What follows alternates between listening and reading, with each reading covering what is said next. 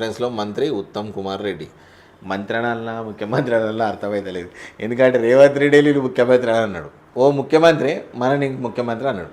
మరి ఒక రాష్ట్రానికి ఇద్దరు ముఖ్యమంత్రుల కాంగ్రెస్ గవర్నమెంట్లో ఒకలా అనేది తెలియలే.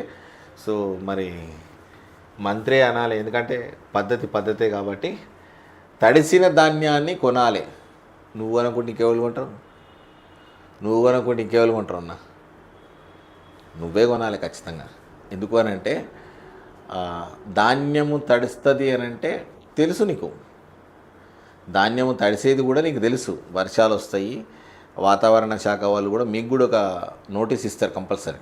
ఇవాళకి వర్షాలు ఉన్నాయి, మీరు గవర్నమెంట్ కాబట్టి మీకు ఇట్లా రిపోర్ట్ ఇస్తున్నాము, మీరు చేసుకునే కార్యక్రమాలు ఇవి ఉంటాయి కాబట్టి మీరు ఇట్లా ముందుకెళ్ళొచ్చు, ఇవాళ మాత్రం ఇట్లా వర్షం ఉందని చెప్పేసి చెప్తారు. సో తడిసిన ధాన్యాన్ని కొనాలి అని అంటే ఖచ్చితంగా కొనాల్సిందే.